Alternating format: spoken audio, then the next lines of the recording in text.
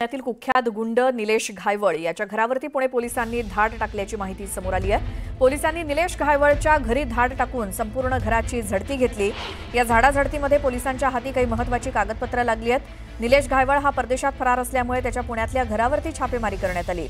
दुसरीकडे निलेश घायवळ याचा पासपोर्ट रद्द करण्याची प्रक्रिया सुरू झालेली आहे। गुंड घायवळ पोलिसांना चकवा देऊन लंडनमध्ये पळून गेल्याची माहिती मिळाली। दरम्यान 2 दिवसांपूर्वी त्याच्या आधार कार्डवरती निलेश गायवळ असा उल्लेख आढळला होता। घायवळ ऐवजी त्यानं गायवळ असा उल्लेख केलाय। आडनावात घच्या ऐवजी गचा वापर करून त्यानं आधार कार्ड तयार केलं होतं आणि याच आधार कार्डचा वापर करून त्यानं पासपोर्ट तयार केला। हाऊस सर्चमध्ये काही आपल्याला काही डॉक्युमेंट्स मिळाले, काही सेल डीड्स मिळाल्या, काही खरेदीचे पेपर्स मिळाले, काही साठेखत मिळाले। त्याचबरोबर त्या ठिकाणी आपल्याला काही वेगवेगळ्या फर्मच्या नावाचे काही पासबुक्स मिळाले, डेबिट्स कार्ड मिळाले, काही आधार कार्ड मिळाले त्या ठिकाणी त्यांच्या फॅमिली मेंबरचे। त्याचबरोबर त्या ठिकाणी काही प्रोहिबिटेड ॲम्युनिशन्ससुद्धा मिळाले। त्या ॲम्युनिशन संदर्भात आपण एक आर्म्स ॲक्टचा गुन्हा पण कोथरूड पोलिसांनी दाखल केलेला आहे।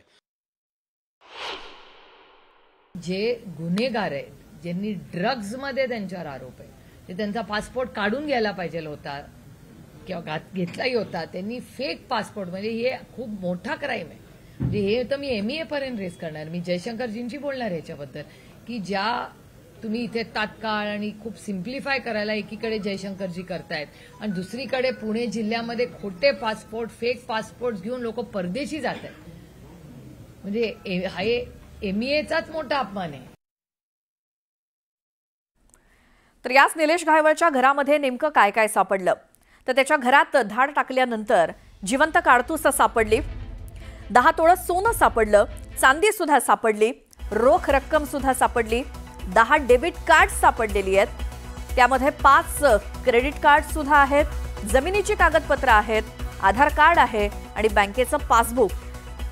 हे सगळं साहित्य जप्त करण्यात आलंय। निलेश घायवळच्या पुण्यातल्या घरी ज्या वेळेला धाड टाकण्यात आली किंवा छापा टाकण्यात आला त्यामध्ये त्याच्या घरामध्ये नेमकं काय काय सापडलं तर या सगळ्या गोष्टी सापडल्या आहेत। त्यामध्ये जिवंत काडतूस होती, 10 तोळं सोनं सुद्धा जप्त केलेलं आहे, त्यामध्ये चांदी सुद्धा आहे, रोख रक्कम सुद्धा सापडली पोलिसांना, 10 डेबिट कार्ड सापडलेली आहेत निलेश घायवळच्या घरामध्ये, तर 5 क्रेडिट कार्ड सुद्धा जप्त करण्यात आली आहेत।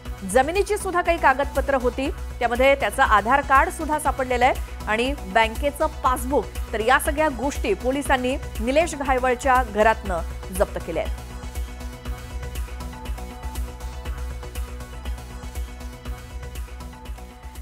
आता यानंतर पुढची बातमी आपण बघूयात। ही बातमी आहे कार अपघात प्रकरणामध्ये अडचणीत आलेली प्रसिद्ध नृत्यांगना गौतमी पाटीलला आता दिलासा मिळाल्याची बातमी आहे।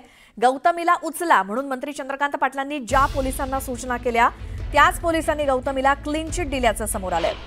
चंद्रकांत पाटलांनी थेटपणे गौतमीला उचलणार की नाही असं म्हणत पोलिसांवरती एक प्रकारे दबाव टाकला होता, पण CCTV फुटेजमध्ये गौतमी कुठेच नसल्यामुळे पोलिसांना क्लीन चिट द्यावी लागली आहे।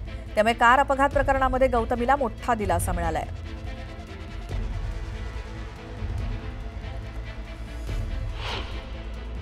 हा गुन्हा दाखल आहे सिंहगड रोड पोलीस स्टेशनला। गौतमी पाटील संदर्भातली ती जी गाडी आहे, व्हेकल, ती गौतमी पाटीलच्या नावावरती आहे आणि ह्या घटनेसंदर्भामध्ये जो गुन्हा दाखला आहे तो ड्रायव्हर आहे, त्या ड्रायव्हरवरती पूर्ण कारवाई केली आहे, त्याचे मेडिकल पण केलेलं आहे, त्याचे ब्लड सॅम्पल पण CRLला पाठवलेले आहेत आणि ही सर्व जी घटना आहे, जे साक्षीदार असतील किंवा फिर्यादी असतील, ह्या सर्वांचं ऑडिओ व्हिडिओ रेकॉर्डिंगमध्ये त्यांच्या सर्वांची फिर्याद आणि त्यांचे साक्षीदाराचे टिप्पणी घेतलेले आहेत आणि ह्या घटनेसंदर्भामध्ये पोलिसांचा तपास पुढे चालू आहे। व्हेकलसुद्धा आपण सीज केलेलं आहे, व्हेकलचे RTO चेकिंग पण झालेलं आहे आणि या संदर्भामध्ये जो काही इन्फॉर्मेशन असतील किंवा तक्रारदारांना किंवा जखमीच्या नातलगांना काही हवे असेल तर पोलिसांकडे ते कधी येऊ शकतात, त्यांची माहिती आपल्याकडे आम्ही त्यांना देऊ।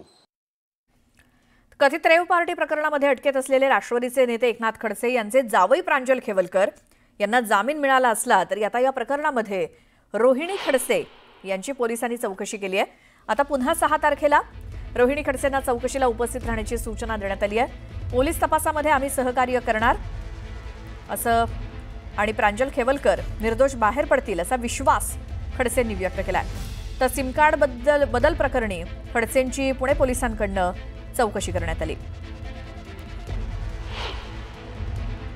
चौकशी कोणत्या विषयावरती झाली आणि काय तिथे आतमध्ये चर्चा झाली हे मला मीडियाच्या समोर तरी सांगता येणार नाही, कारण हा सगळा न्यायालयीन विषय आहे आणि त्या संदर्भातली सगळी चर्चा मीडियासमोर करणं योग्य होणार नाही। पण आमच्या सगळ्यांच्या वतीने जेवढं त्यांना कोऑपरेशन अपेक्षित आहे त्या तऱ्हेने आम्ही कोऑपरेट करतो.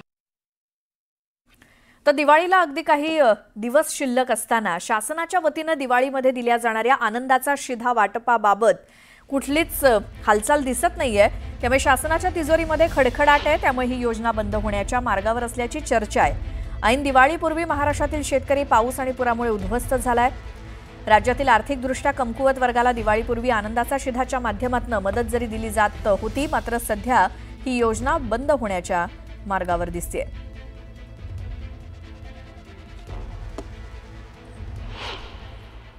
असं आहे की मोठ्या प्रमाणात आपण ग्रामीण भागामध्ये जे गरीब खालचे जे आमचे लोक आहेत त्यांना दिवाळीच्या वेळेस किंवा दसऱ्याच्या वेळेस आपण गेल्या अनेक वर्षापासून सवलतीच्या दरामध्ये आनंदाचा शिरा देतो, जेणेकरून त्यांना एक त्या पद्धतीने एक चांगली मदत होऊ शकते. पण अतिशय दुःखाची गोष्ट आहे की आनंदाचा शिरा जो या सर्व आमच्या महाराष्ट्रामध्ये सर्व कार्ड धारकांना बीपीएल धारकांना मिळणार होता तो देणार नाही. त्या बाबतीत राज्य शासनाने फेरविचार करायला पाहिजे. परंतु यावेळेला फायनान्सने ठरवलं की जरा या बाकीच्या सगळ्या गोष्टी पाहता अशक्य होणार नाही. मला स्वतःला असं वाटतं, कारण लाडक्या बहिणीची योजना जी आहे आपल्याला 35-40 हजार कोटी रुपयावर काहीतरी ते जाते आणि तेवढे पैसे जर आपल्याला काढायचे म्हटले तर सगळीकडेच या गोष्टीचा फटका बसतो. नाही, ह्या संदर्भात उचित निर्णय वरिष्ठ मंडळी घेतील आणि जी शिधा आहे ती पोहोचतील.